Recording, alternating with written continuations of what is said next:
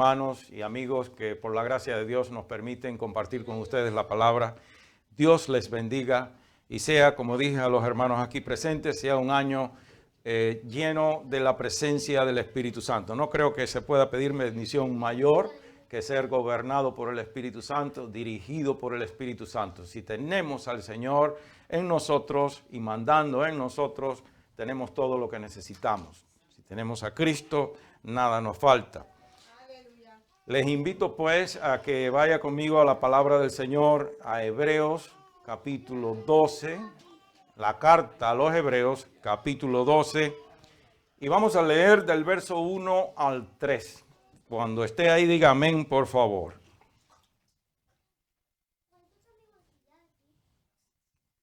Hebreos 12, 1 al 3. ¿Estamos? Vamos a estar en pie en reverencia a la palabra del Señor. Y leemos en el nombre del Padre, del Hijo y del Espíritu Santo, y dice así la Escritura. Dice, por tanto, nosotros también, teniendo en derredor nuestro tan grande nube de testigos, despojémonos de todo peso y del pecado que nos asedia, y corramos con paciencia la carrera que tenemos por delante. Puestos los ojos en Jesús, el autor y consumador de la fe, el cual por el gozo puesto delante de él sufrió la cruz, menospreciando el oprobio, y se sentó a la diestra del trono de Dios. Considerad a aquel que sufrió tal contradicción de pecadores contra sí mismo, para que vuestro ánimo no se canse hasta desmayar. Señor Padre Santo, te damos gracias en este día, primer domingo del año. Te damos gracias por tu presencia en nuestras vidas y en este lugar. Gracias por permitirnos disfrutar de tu presencia en todo tiempo. Gracias por ministrar a nuestras vidas por medio de tu Espíritu Santo, por medio de tu palabra.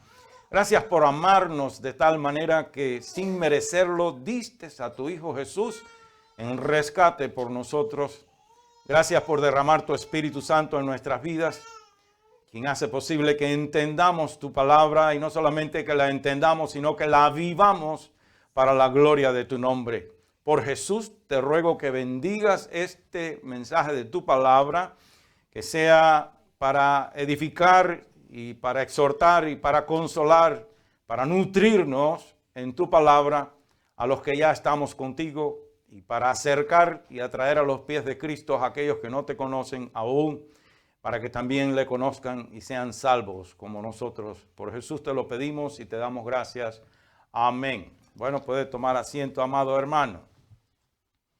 He sentido compartir con ustedes hoy un mensaje que emana pues de estos tres versos principalmente en la epístola a los Hebreos, teniendo pues el contenido o considerando el contenido de los tres versos, viene muy a tono con principio de año. Yo no soy muy partidario de esas nuevas resoluciones al principio de año, de comenzar dietas nuevas todos los eneros, pero sí hay una resolución y una meta que debe ser, Dios te bendiga Isaac, no te había visto, Dios te bendiga.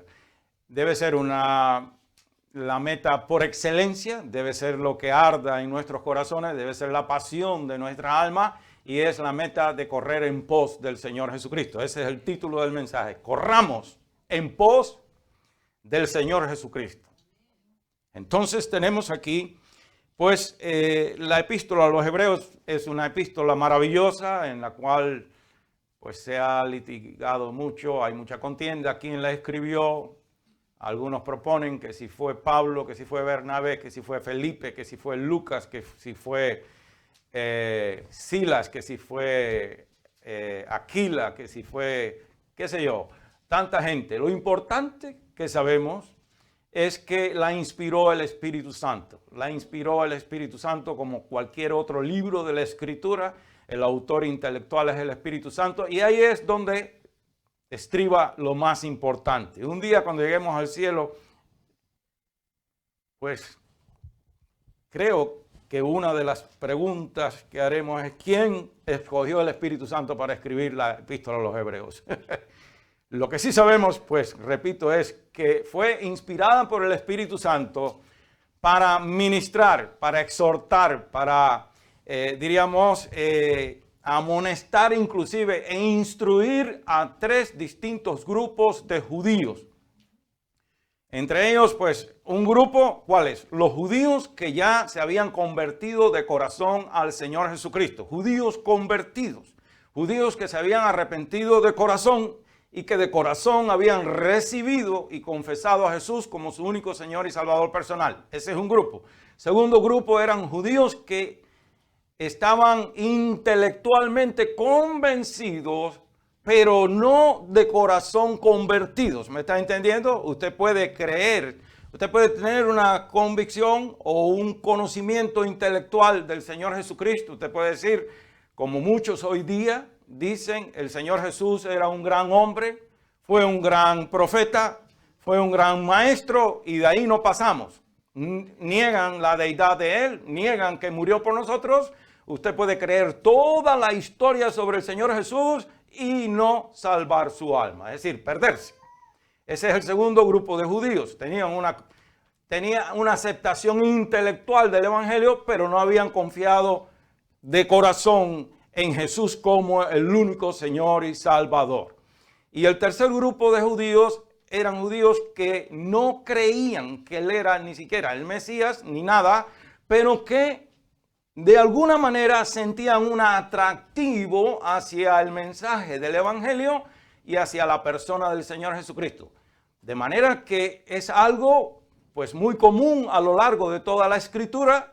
El Espíritu Santo siempre inspira al autor de cualquier libro o epístola a escribir de esta manera, porque esos son los 3 tipos de personas que tenemos en cualquier audiencia donde se predique el mensaje del Evangelio del Señor Jesucristo. Tenemos convertidos, tenemos algunos que se sienten atraídos, otros que no creen, pero que hay algo que por alguna razón, por el misterio del amor de Dios, están ahí.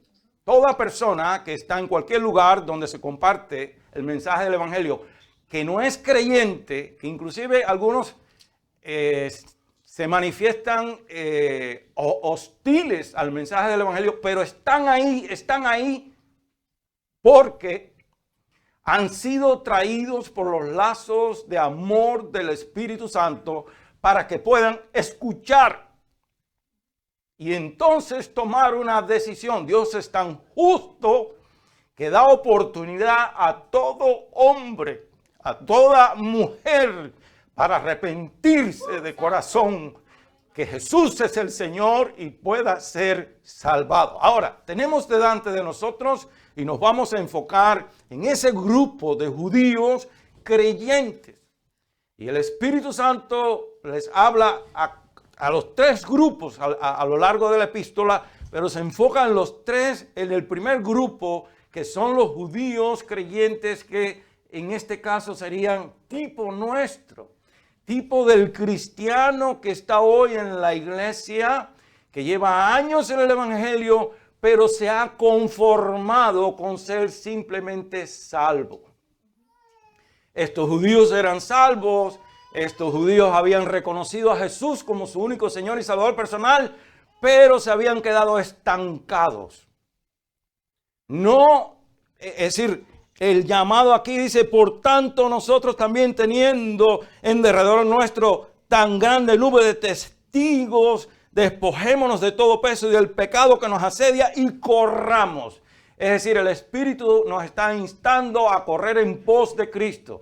Ningún cristiano que se conforme con simplemente ser salvo, que se conforme o que permanezca en ese estado de complacencia, de conformismo espiritual, que no procure crecer espiritualmente, corre el mismo peligro que corrían estos judíos de ser arrastrados por falsas doctrinas o volverse atrás al judaísmo. Este era el problema que peligraban esta gente, que podían volver de nuevo de donde Dios los había sacado. Cada uno de nosotros sabe de dónde Dios nos sacó Y si nos quedamos en el camino conforme, esto se puede ilustrar a veces como usted sabe que si usted piloteara una avioneta, un avión, y usted comienza a ascender verticalmente, llega un momento que ese avión no puede seguir.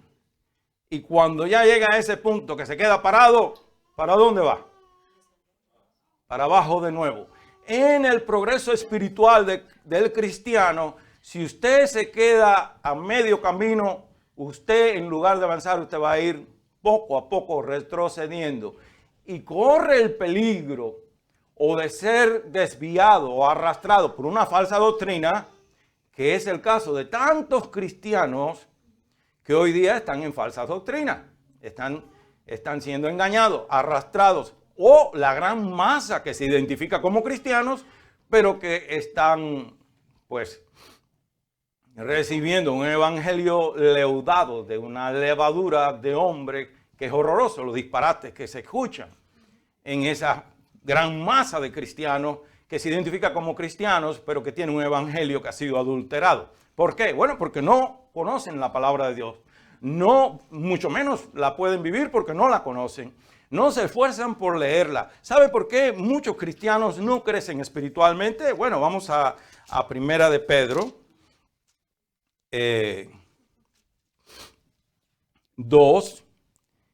Y aquí está un ejemplo porque muchos cristianos siguen como niños. Siguen viviendo como niños espirituales aunque tengan 20 años en el evangelio. Desechando pues toda malicia, 1 Pedro 2, verso 1, del 1 al 3 también. Desechando pues toda malicia, todo engaño, hipocresía, envidias y todas las distracciones. Ahora dice, desea como niños recién nacidos la leche espiritual no adulterada, para que por ella crezcáis para salvación. Si es que habéis gustado de la benignidad de Jesucristo. De manera, hermanos, que hay un gran peligro cuando nosotros nos conformamos y nos quedamos estancados, cuando no hay en nosotros la determinación de conocer más al Señor, de intimar más con Él.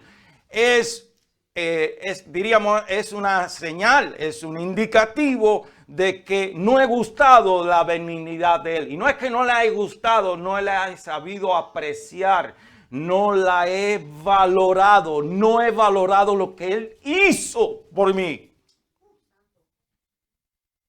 Cuando amamos al Señor, cuando sabemos lo que ha hecho por nosotros, no nos queda más que seguir en busca de Él, de conocerle más, de amarle más, de servirle más, de vivir para Él.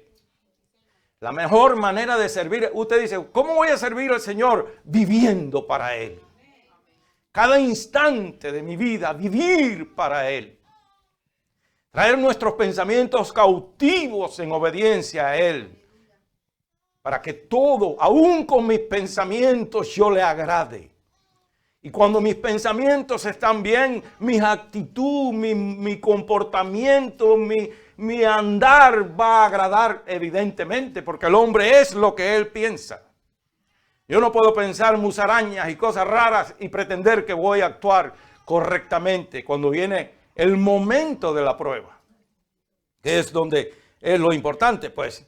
Pues entonces estos judíos estancados en el conformismo espiritual peligraban en volver atrás. Y nosotros, si nos conformamos simplemente que bueno, que ya somos salvos, si suena la trompeta me voy con el Señor, ya mi nombre está inscrito en el libro de la vida, ya pues no voy al infierno, eso sería muy egoísta. Y sería una actitud, diríamos, ¿cómo se dice la palabra? Pues que uno no agradece, ingrata. Ingrata, porque Jesús lo dio todo por nosotros. Entonces, aquellos judíos, como nosotros hoy, se habían conformado a permanecer como niños espirituales. Note lo que dice la Escritura en Hebreos capítulo 5. Ya leímos en Pedro, 1 de Pedro 2, del 1 al 3. Y válgame decirles que las que son madres saben que Volviendo allá a Pedro por un momento, en ese donde dice, desead pues como niños recién nacidos esa leche, ahora de la palabra, no adulterada, pero tenemos el testimonio de la hermana Gigi, por ejemplo, que acaba de tener su bebé y dice que no la deja en paz, que ese muchacho tiene un apetito, una glotonería tremenda. Entonces, un niño recién nacido, cuando tiene hambre, él demanda alimento, si no da una perreta horrorosa. Y usted no lo puede, es decir, el pacificador, el biberón, como usted le llame, eso no lo va a conformar. Usted se lo pone en la boca y él lo escupe y sigue gritando. Y pone la boca de ese tamaño así, hasta que lo alimentan. Y esto es lo que, esta es la imagen, la idea que comunica ese verso. Desear como niños recién nacidos, es decir, anhelá con pasión, con fervor, es decir, no te conformes con otra cosa hasta que no seas alimentado de esa palabra. Y aquí en Hebreos 5, del verso 12 al 14, el Espíritu Santo mismo, porque no podemos decir, bueno, el que lo escribió, pero es el Espíritu hablándonos a nosotros. El Espíritu es nuestro maestro por excelencia, Él es el que nos guía toda verdad. Y Él es el encargado de transformar nuestras vidas. Cantábamos en el himno, y está maravilloso, hay una sola palabra en el himno que no, que es decir, que yo la cambiaría. Donde dice, el Espíritu Santo quien transformó mi vida. No, el Espíritu Santo quien está transformando mi vida. No estoy criticando, por supuesto, hermano. Pero teológicamente hablando es así. El Espíritu Santo se encarga de santificarnos, se encarga de transformarnos, de regenerarnos. Todo eso lo hace en un instante cuando usted confesó a Jesús como único Señor y Salvador personal. En lo ideal, en cuanto a lo ideal de Dios, en un instante, el individuo que confiesa a Jesús como Señor y Salvador personal, en ese instante, si muere, va al cielo derecho. Pero por cuanto todavía estamos aquí, lo que en el instante hace el Señor espiritualmente para nosotros, en lo real, en lo actual, en la realidad de la vida, el Espíritu Santo lo lleva en un proceso progresivo de regeneración, de santificación, de transformación de vida. Y es el Espíritu quien le está hablando a estos hebreos en el capítulo 5. En el capítulo 5, verso 12 al 14 dice, porque debiendo ser ya maestros después de tanto tiempo, es decir, que estos no se habían convertido 3 meses antes, llevaban años. Como hay hermanos que llevan años en la iglesia. Y usted le dice, búsqueme el libro de Jonás. Y desbaratan la Biblia primero antes de encontrar a Jonás.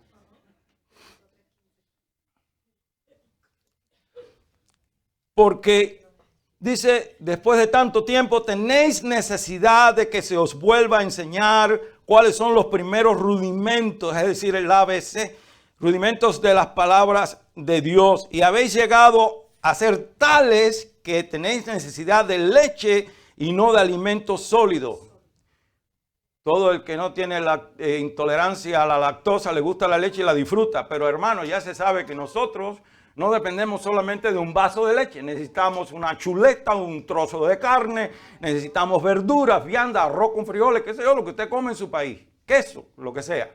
Es decir, el alimento más fuerte, más sólido de la palabra. Alimento sólido. Y todo aquel que participa de la leche es inexperto en la palabra de justicia porque es niño. Pero el alimento sólido es para los que han alcanzado madurez, para los que por el uso tienen los sentidos ejercitados en el discernimiento del bien y del mal. Ese es el peligro de quedar como niños espirituales, porque cualquier zángano viene y le hace un cuento a usted. O se lo llevan a una doctrina falsa o le sacan el dinero del bolsillo, como la gente que da semillas, lo que le llaman semillas de ofrenda para que Dios le sane a alguien. Sembrar semillas. ¿Cuándo se ha visto que usted tiene que comprar un milagro con dinero, es decir, una sanidad o que Dios nos solucione un problema? Si, excepto que pongamos una semilla que nos duela, dicen, porque son unos sátrapas astutos que te tiene que doler. Y la gente lo hace. ¿Por qué lo hace? Porque, bueno, porque yo no sé qué leen, qué palabra leen. Porque cuando yo pretendo dar una semilla para provocar, dicen ellos, para provocar a Dios, yo estoy invalidando la obra perfecta del Señor Jesucristo sobre la cruz, que es mi único intercesor entre yo y Dios. Y Dios no me va a responder a mí por dinero. Dios me responde a mí por medio de la fe, que es exclusivamente en el nombre de su Hijo Jesucristo. Entonces, ese es el peligro de nosotros ser ignorantes de la palabra. Cualquiera nos hace un cuento. De manera que no solamente nos hacen un cuento, pues como digo, puede ser arrastrado a doctrinas de errores. Y por esta razón, el Espíritu Santo nos exhorta a avanzar, a correr en pos de Cristo, a correr en pos de Él. Y note que esta epístola a los hebreos se caracteriza por esas repeticiones de frases, como en este caso, por tanto y ahora bien. Esa repetición de por tanto y ahora bien hacen de la carta a los hebreos la carta del progreso cristiano. La carta del progreso cristiano. Y Hebreos 12 comienza con esa frase clave, por tanto. Y ahí esa frase se usa como una frase de transición entre la sección que comienza ya en Hebreos 10, 19 hasta Hebreos 11, 40. Leamos 11, 39 al 40 para que usted pueda ver cómo el Espíritu, el autor de la carta, está preparando el terreno para comenzar a exhortar a partir del primer verso del capítulo 12. Veamos ahí. Dice, y de estos, aunque alcanzaron buen testimonio mediante la fe, no recibieron lo prometido, proveyendo Dios alguna cosa mejor para nosotros, para que no fuesen ellos perfeccionados aparte de nosotros. Se está hablando de lo que le llaman el salón de la fama de la fe, de todos esos héroes del Antiguo Testamento cuyos testimonios están registrados en la palabra de Dios.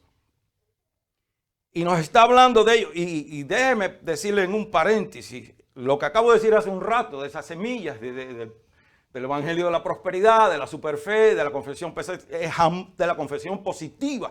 Jamás ellos citan estos textos, porque note lo que dice el 39, y todo esto, aunque alcanzaron buen testimonio mediante la fe, no recibieron lo prometido. Ahora le enseñan a usted que si usted no recibe lo que le está pidiendo a Dios, usted está mal con Dios, usted no tiene fe, usted está espiritualmente desahuciado y usted tiene que ir a un encuentro para que un gurú espiritual le haga una transferencia de espíritu y lo reconecte de nuevo al trono de la gracia. Pero estos que están en Hebreos capítulo 11, algunos se mencionan por nombre y otros solamente se hace referencia a ellos. Nosotros no somos dignos ni de lavarle los pies porque estuvieron dispuestos a que los aserraran vivos, a que los quemaran, a que los mataran y no recibieron lo que ellos estaban esperando. Pero eran hombres y mujeres de fe, pero no recibieron, pero eran hombres y mujeres de fe.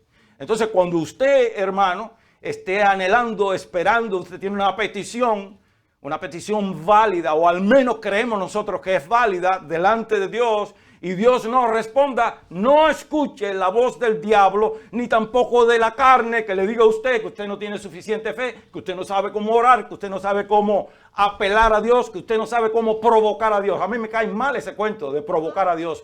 Usted lo único que puede provocar a Dios es a ira. Cuando usted, pues, diríamos, reta su santidad, o usted, pues, qué sé yo, ofende a Dios. Pero a Dios no lo podemos provocar a que sea favorable a nuestro problema, porque desde antes de la fundación del mundo lo conoce a usted por nombre y apellido y le aceptó y le recibió en el amado para hacerlo hijo suyo y nos sentó en lugares celestiales con Cristo Jesús. Dios nos ama con un amor incondicional. Él no lo puede amar a usted más ni menos de lo que ya lo ama. Usted no puede hacer nada para hacer que Dios le ame más ni puede hacer nada para hacer que Dios le ame menos. Entienda, usted es amado de tal manera que nuestra mente humana es incapaz de ni siquiera imaginar cuánto nos ama. Entonces, vemos que está hablando aquí de estos hombres y mujeres que a pesar de ser hombres y mujeres de fe, no recibieron lo que esperaban. ¿Y quién es esa grande nube de testigos? Bueno, pues toda esta gente. Note cómo el primer verso dice, por tanto nosotros, también teniendo en derredor nuestro tan grande nube de testigos, despojémonos de todo peso y del pecado que nos asedia y corramos con paciencia la carrera que tenemos por delante.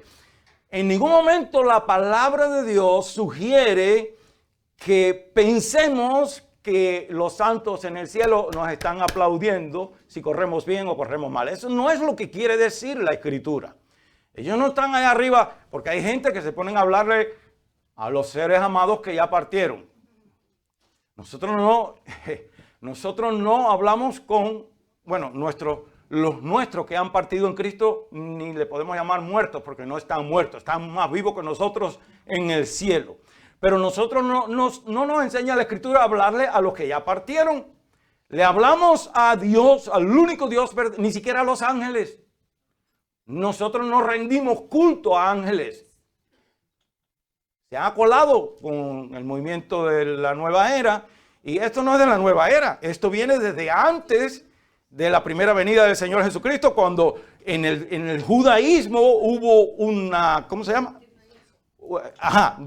Como una ramificación y comenzaron a darle culto a los ángeles también, que es diabólico. Noten en el libro, esto es un paréntesis rápido, en el libro de Apocalipsis, cada vez que Juan, pues instintivamente como humano al fin trató de adorar al ángel, él le dice, no, yo soy consiervo tuyo, a mí no me adores. Entonces, no le hablamos a los ángeles, no le hablamos a nuestros seres amados que ya partieron, que están con el Señor. Le hablamos al único Dios verdadero, al que sí realmente nos escucha y puede solucionar todos nuestros problemas. Esto es un misterio, no sabemos si los que están allá nos están viendo o no. Es capaz que no, porque el cielo es un lugar de paz, de perfecta paz, y si nos estuvieran viendo, algunos de nosotros estarían retorciéndose allá arriba.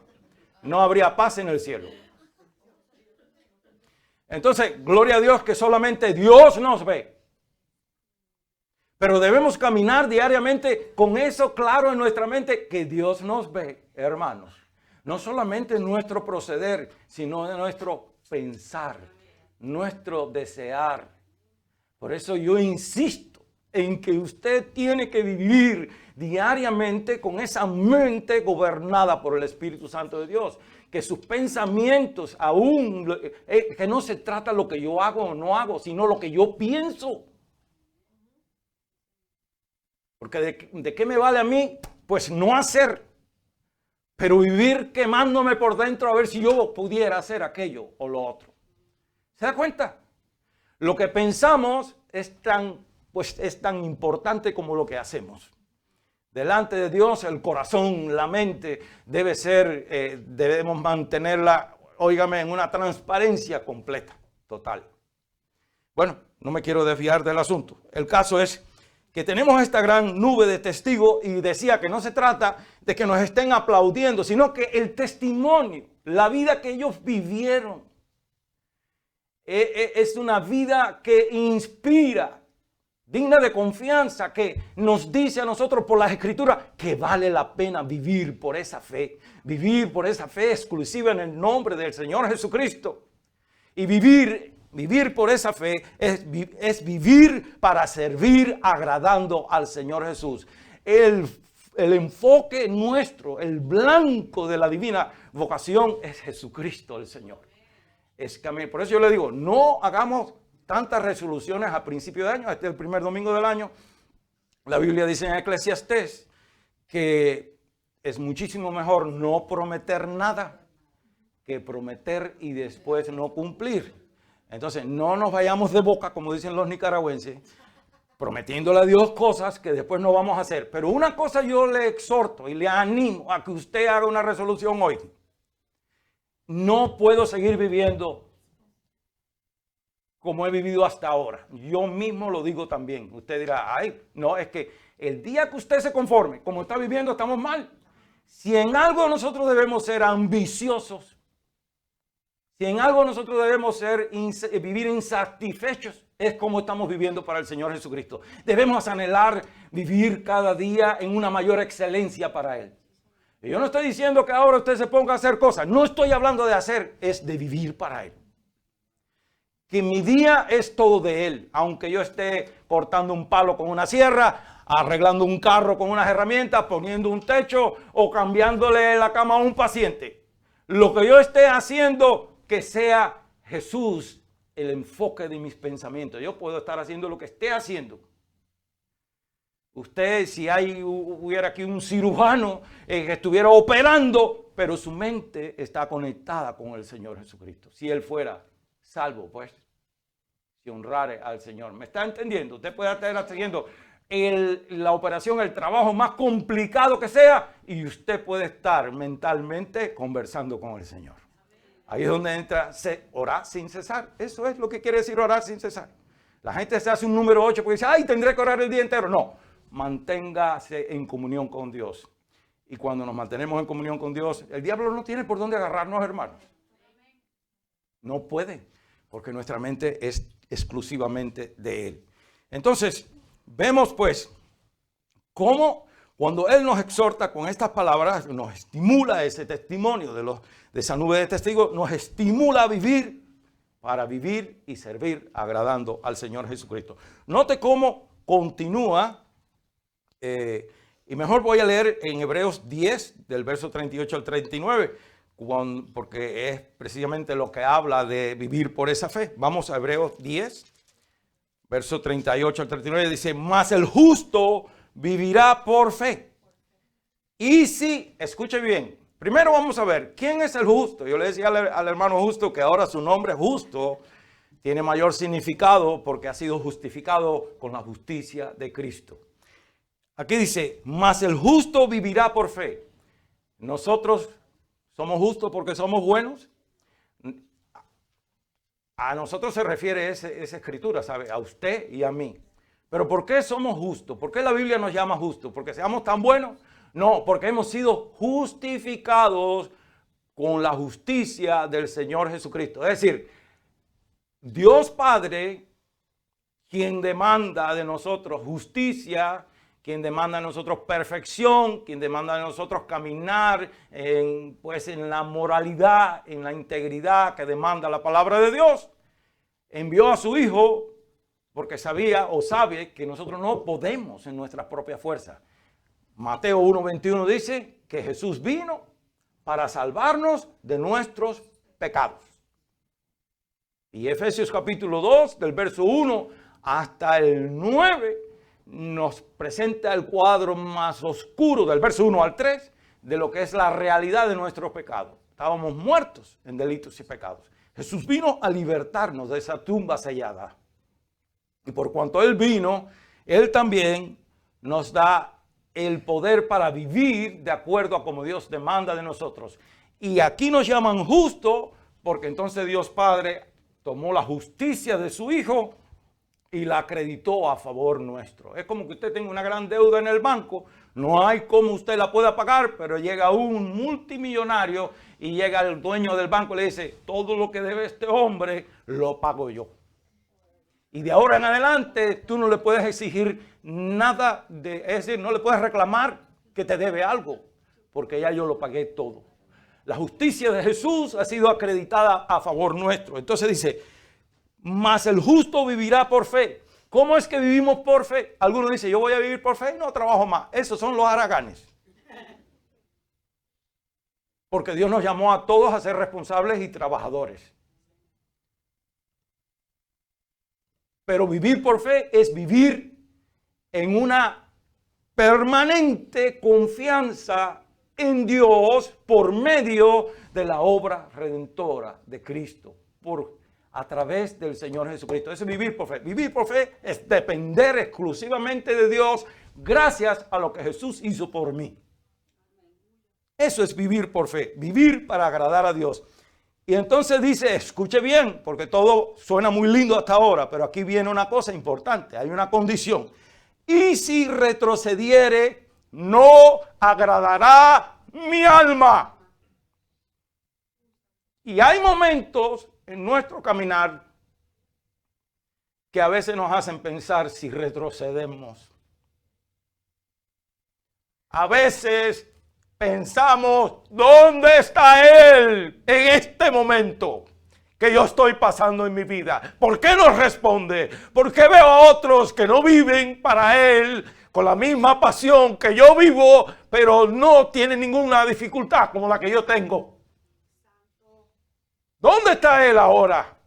Pero ahí entra el Espíritu Santo, ahí entra la palabra que hemos leído y meditado en ella y la misma palabra nos llama de nuevo y nos hace ver que Dios es verdadero y que nuestra fe tiene que ser probada con fuego. No podemos hablar de fe si no somos probados.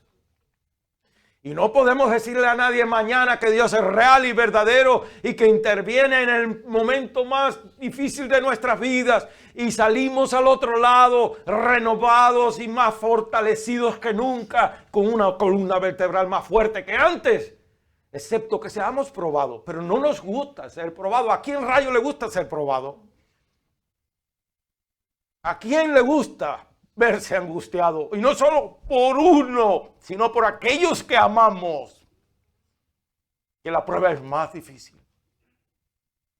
Pero dice que si retrocediere, no agradará mi alma. Cuidado, hermano, no retroceda. La carne le va a decir, retrocede. No vale la pena. Mira los otros que no sirven al Señor, como tú le sirves, y no tienen, mira cómo sonríen. Duermen a piernas sueltas, no tienen ninguna dificultad. Y tú te estás quebrando en canto, como dicen los hermanos boricuas. Mira aquel que no contribuye nada al reino de los cielos, pero está muchísimo mejor que tú. Siempre. Y el diablo, pues, él le fascina ese momento para ver cómo nos socava. Que no le gritaban al Señor, ¿y dónde está? Es que tú salvaste a otro, ¿y por qué no te salvas a ti mismo? ¿Dónde está tu padre? A ver, que te estamos clavando en la cruz. ¿Qué pasa contigo? Cada vez que usted se ve en una prueba difícil de fe, considere, ya lo vamos a ver en el verso 3, dice, considera aquel, hablando del Señor Jesucristo. Ahí vamos a llegar, si Dios nos lo permite, más me vale que me apure. Y en el 39 dice, pero nosotros no somos de los que retroceden para perdición. ¿Por qué? Porque lo he dicho muchas veces que la fe que nosotros hemos recibido no la compramos en Walmart, ni en el pulguero, ni la mandamos a buscar por Amazon. Es un don de Dios y Dios no da nada defectuoso. Dios no da nada que falte a medio camino. La fe que Dios nos ha dado es una fe para salvación de nuestra alma, que perdura para siempre, hasta que entremos al reino de los cielos, porque allá no vamos a necesitar más fe. Allí va a estar todo hecho. Ni más milagros ni cosa que lo parezca. El amor es el único que permanece eternamente. Entonces, dice, a ver si puedo ver, sino de los que tienen fe para preservación del alma. Ahí está. Entonces, por eso dice, el verso acá dice, continúa diciendo, despojémonos de todo peso. Despojémonos de todo peso y del pecado que nos asedia y corramos con paciencia la carrera que tenemos por delante. Despojémonos de todo peso. Bueno, ¿cuál era el peso que asediaba? ¿Cuál era el pecado de aquellos primeros de aquellos judíos creyentes? ¿Cuál era el pecado mayor de ellos? No piensen en cosas inmorales, como todos los cristianos enseguida empiezan a pensar. ¿Cuál era el pecado? El pecado era que teniendo ya a Cristo, todavía seguían como el mono, agarrado de esta rama. No querían soltar esta rama hasta que no se agarraran de esta. Es decir, no acababan de soltar el legalismo. de la ley levítica. Una de las cosas que prueba, por ejemplo, que esta carta, porque los enemigos de la palabra de Dios, entre las tantas sugerencias ¿cómo se dice?, de autores de la epístola, sugieren inclusive que fue escrita por el segundo siglo, después de Juan, después del 100.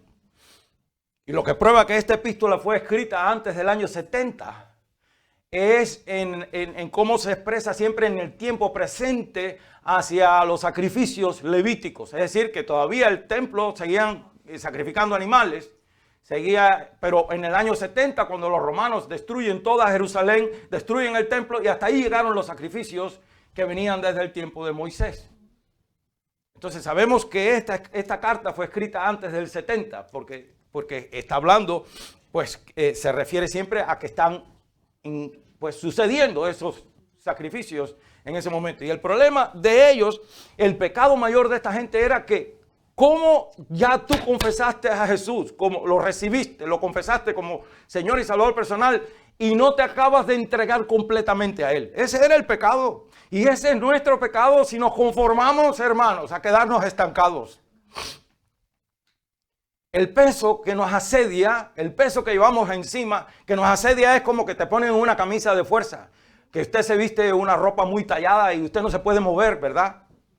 Y como está hablando de correr, usted sabe que los que corren en una pista, corren en pantalón corto y en una camiseta, ¿no es cierto? Y peor aún, en el tiempo de los griegos corrían desnudos, sépanlo, se corría desnudo. Claro, ellos eran, pues ya usted sabe qué, es lo que ahora se quiere implementar, el despelote que quieren implementar los liberales, estos demócratas de extrema izquierda radical socialista en todo el mundo entero, no solamente aquí. Pero bueno, eso es harina de otro costal. El caso es que cuando usted va a correr, se despoja de toda ropa, de toda cosa que le impida. Y los que corren, los atletas, corren en ropa adecuada, ¿no? Pantalones cortos, qué sé yo. El pecado que les asedia, todo lo que nos impide correr en pos de Cristo, en el caso de nosotros, es la pesadez de ánimo, la falta de interés por la palabra de Dios. Le dedicamos tremenda cantidad de tiempo a Facebook, pero muy poco o nada a la palabra de Dios. Y las estadísticas dicen que ni siquiera el 8% de los cristianos lee la Biblia. Ni siquiera una vez al mes. Entonces, tenemos la pesadez de ánimo, la falta de compromiso, el conformismo, malas experiencias. Hay hermanos que vienen de otras iglesias. Este no es el caso porque es una congregación pequeña, pero en otras iglesias hay gente que viene de otra congregación que le fue muy mal allá, entonces no quieren trabajar acá. Porque alguien los trató mal allá, alguien no los apreció, alguien los explotó, porque hay gente que los queman en las iglesias. Porque siempre están dispuestos a trabajar y entonces fulanita nunca dice que no, pues metámosle candela hasta que largue el fondo. Entonces, pues la gente, por malas experiencias, dice, no, pues yo no me enredo más en esto. Yo no vuelvo a que me vuelvan a herir, que me vuelvan a doler. Pero todo eso nos impide correr en pos de Cristo, nos impide servirle como Él se merece. Despojémonos, dice. Y note que la palabra despojémonos está en la forma imperativa del verbo. Lo que manda es un mandamiento. Que no dice allá en Efesios que pues, despojémonos del hombre viejo y vistámonos del nuevo hecho según Cristo. Es un mandamiento. Y para este nuevo año debemos despojarnos de todo lo que siempre nos impide vivir en la excelencia que Dios espera de nosotros. Dios no espera que todos vivamos al mismo nivel. Dios sabe mejor que todos nosotros. Hermano, eso es como una clase del colegio normal, del colegio secular, ¿no? Donde usted tiene 30 niños. No todos, es decir, asimilan al mismo nivel. No todos sacan A. Hay alumnos que son de A. Y hay alumnos que son de B, aunque usted le revuelva el cerebro con un de esos de batir el café. Y hay otros que son C.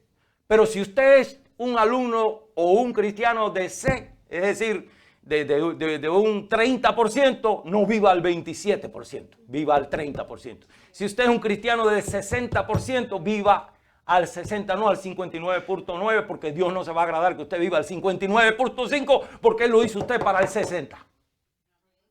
Y si usted es un cristiano del 100, más vale que usted no se conforme con vivir al 80, porque Dios lo quiere usted al 100%. Ese es el caso. Entonces, ese es el pecado que frena a uno y que tiene que entregarse. Eso es una referencia, vuelvo a la incredulidad. La incredulidad es que no es que no creyeran en Cristo, es que no se acababan de entregar, no acababan de dar ese brinco, de salto, de una determinación que todo hombre y toda mujer tiene que tomar y salir en pos de ello. Y por el otro lado, estaban tratando de agradar a Dios por medio del legalismo. Y nosotros también fallamos nosotros criticamos a los legalistas, pero somos legalistas a veces también. A veces nosotros decimos, tengo que ayunar más para que Dios me ame más. O tengo que ofrendar más para que Dios me ofrende más. O tengo que hacer esto para que... No, Señor.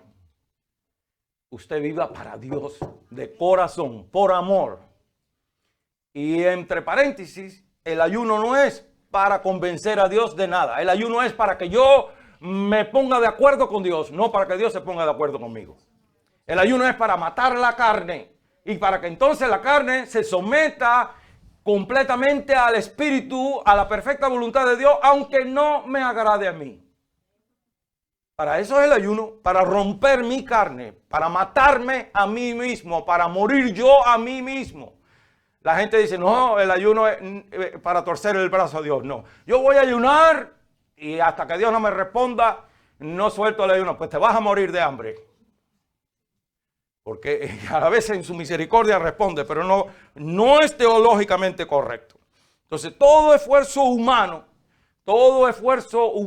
con el propósito de agradar a Dios es errado. Nosotros vivimos para Él por amor y por gratitud. Por eso aquí le está diciendo, por tanto nosotros también, teniendo en derredor nuestro tan grande nube de testigos, despojémonos de todo peso, despojémonos de toda manipulación humana y corramos con paciencia, dice el otro verso. Corramos con paciencia la carrera que tenemos por delante. ¿Cuál es la carrera que tenemos por delante, hermano?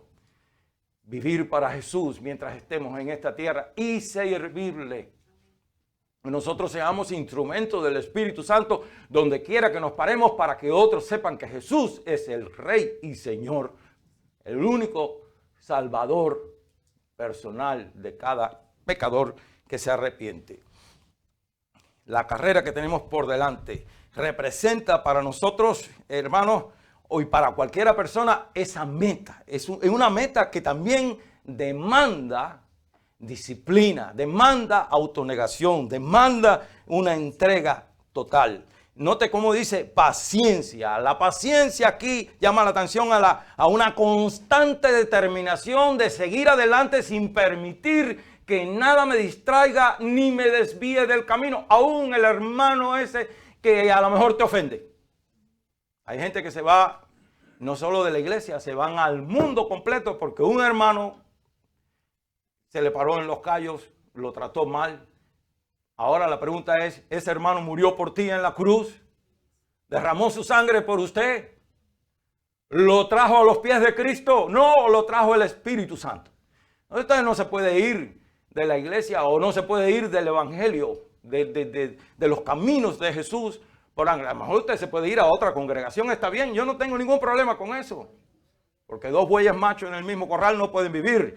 Es decir, perdónelo, porque el perdón es una... Es decir, yo me estoy yendo para todos lados aquí hoy, pero bueno. El perdón es una cosa, hermano, que no necesariamente que usted tenga... Es decir, usted perdona, pero no necesariamente tiene que confiar en esa persona más. Hay gente que cree que perdonar es volver a darse los piquitos como los pájaros. No, usted perdona, porque el perdón no es un sentimiento, es una obediencia a un mandamiento. Usted perdona de corazón. Usted no quiere nada malo que le pase a esa persona, pero tú allá y yo acá. Sí. Entonces los cristianos viven enfermos con ese asunto. No, yo te perdono, pero yo no confío más en ti. Ya se acabó. Usted dice, ay, pero yo nunca había oído eso, usted está muy mal. No, pues no estoy mal. Entonces, nosotros no nos podemos desviar por nada del mundo. Voy a leer rápido aquí en Filipenses 3:12. Filipenses, rápido. Me tiene un poco de paciencia, hermano. Se me está cambiando el tiempo, qué cosa más grande. Filipenses 3:12. Estamos hablando de la carrera que tenemos que correr con paciencia, ¿verdad? Sin permitir que nada nos distraiga, ni nos desvíe del camino correcto. Y dice, no, este es Pablo, hermano. 30 años después de haber recibido a Jesús en su corazón. 30 años. Miren lo que está diciendo este hombre aquí. No que lo haya alcanzado ya. Si el gran Pablo a los 30 años todavía no había alcanzado, es que no estaba satisfecho. Es un hombre que no estaba conforme con lo que estaba viviendo. Él quería darle lo mejor diariamente a Jesús. Eso es lo que usted y yo tenemos que hacer.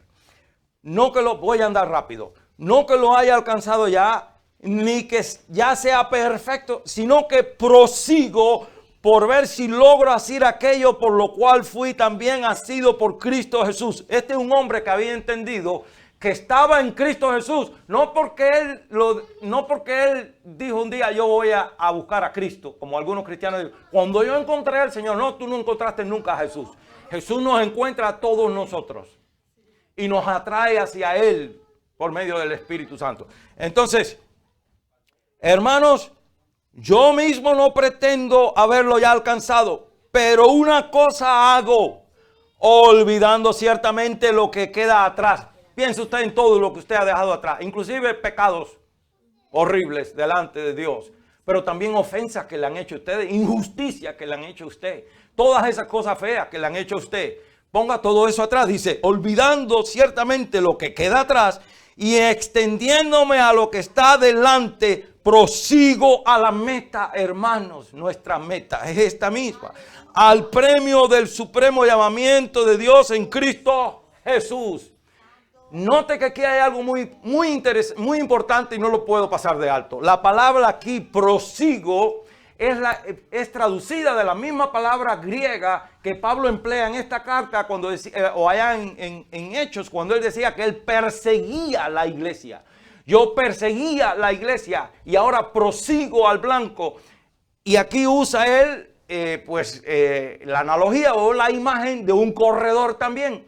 ¿Qué está diciendo Pablo, hermano? Que usted y yo tenemos que correr en pos de Cristo, vivir para agradar a Jesús, para exaltar su nombre, para servirle.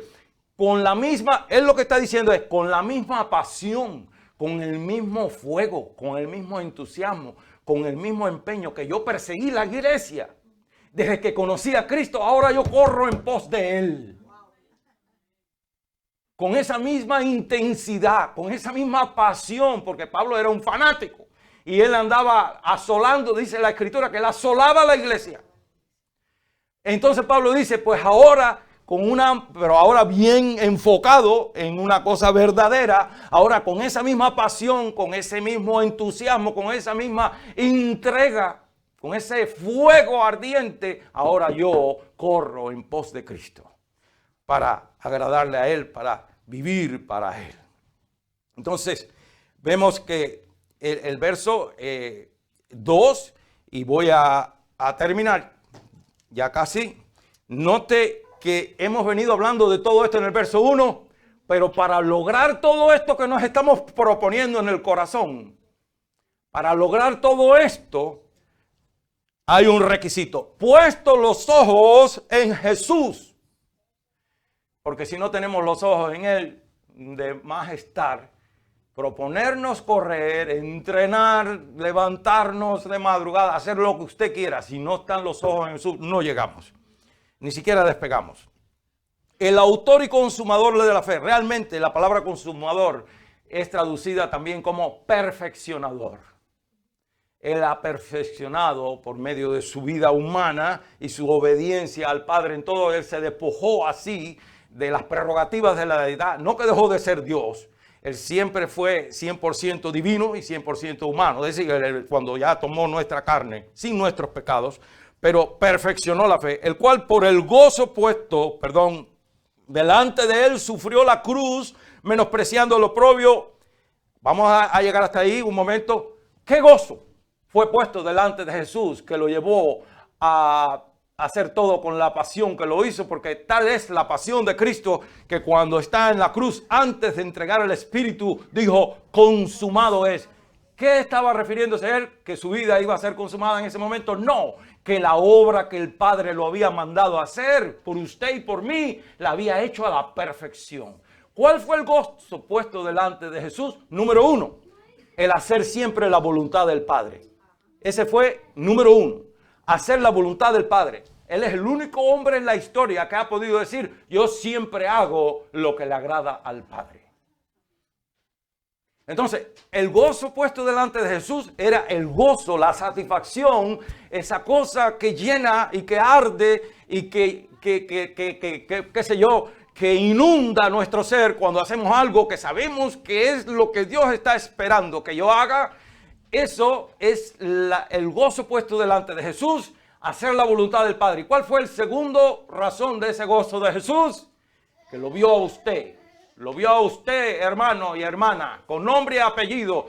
Y a usted que me está viendo también. Nos vio desde antes de la fundación del mundo. Él vio su alma, mi alma y la alma suya, como Él la estaba salvando en ese instante. Ese es el otro gozo en el cual Jesús permanece fiel hasta el fin y no se desvía. Trató el diablo de desviarlo, de convencerlo. Hasta Pedro trató de convencerlo que no fuera a la cruz, pero nada lo pudo desviar, porque ese era el gozo. Entonces, y tal es el caso que si nosotros ponemos los ojos en Él, dice, el cual por el gozo puesto delante de Él sufrió la cruz. Y cuando dice sufrió la cruz, hermano, no había cosa más horrible y más deshonrosa que ir a la cruz, ¿sabe? No tenemos tiempo para los detalles de lo que sufría un reo cuando lo ponían en esa cruz. Menospreciando el oprobio, y se sentó a la diestra del trono.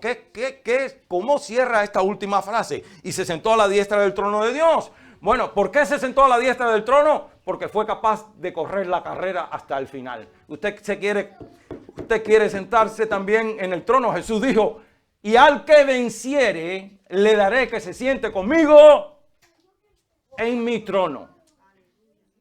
Hermanos, la Escritura dice en Génesis que Enoc caminó con Dios, que andaba para arriba y para abajo con Dios para andar rápido. Y que luego desapareció porque se lo llevó Dios. ¿Por qué se fue Enoc con Dios? Porque primero caminó con Él aquí.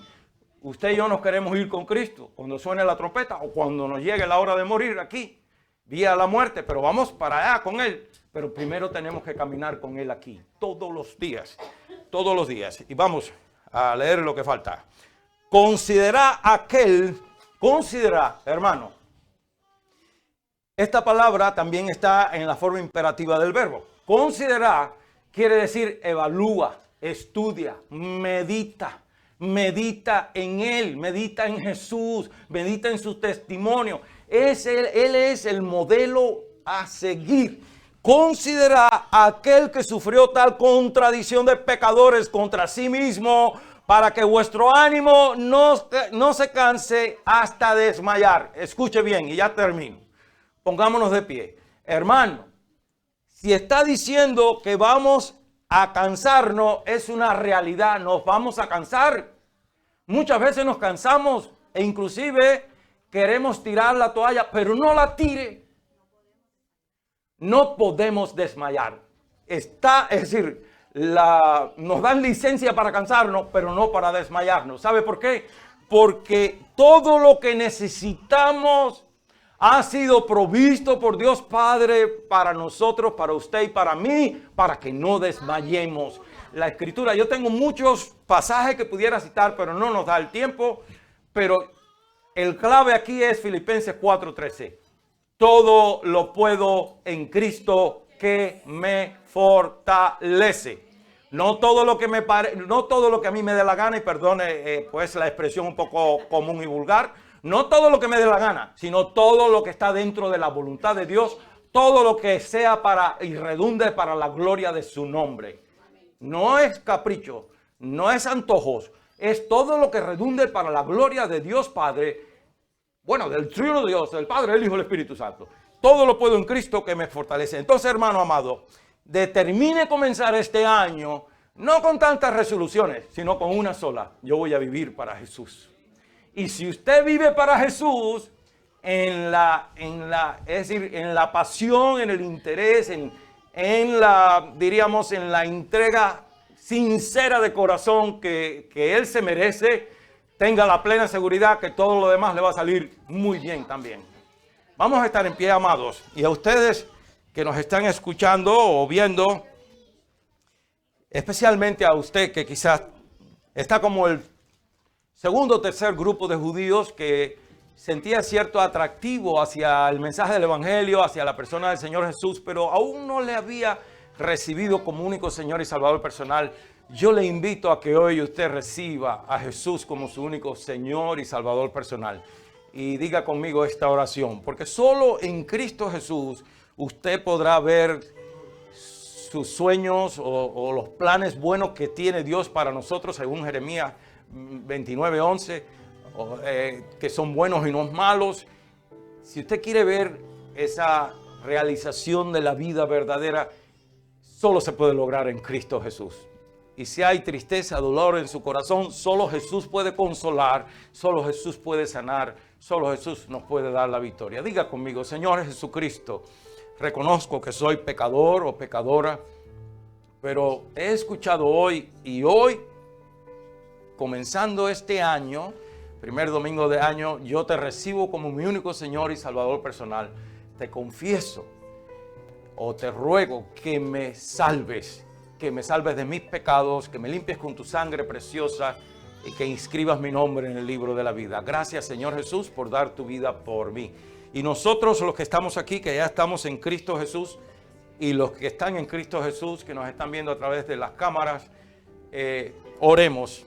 Señor Padre, en el nombre de Jesucristo, sabemos que en el mundo se hacen muchas resoluciones, muchas metas, se trazan muchas metas, muchos planes, pero nosotros nos vamos a limitar a una sola resolución. Estamos cansados de vivir en el conformismo, estamos cansados de vivir en la pesadez espiritual, estamos cansados de vivir arrastrando ofensas viejas, temiendo que nos vuelvan a herir o que nos usen o lo que sea. Señor, ayúdame, diga ahí mismo donde usted está, ayúdame, Espíritu Santo, tú eres quien nos guía a toda verdad. Ayúdame a vivir cada día de mi vida, comenzando hoy, con una excelencia como el Señor Jesucristo la merece. Ayúdame a caminar con una mente completamente rendida bajo la autoridad del Espíritu Santo, con mis pensamientos cautivos en obediencia a Cristo, para que todo lo que yo piense y anhele y desee en mi corazón, en mi mente, sea inclusive grato a ti, para que mi proceder y mi caminar también te honren y te glorifiquen.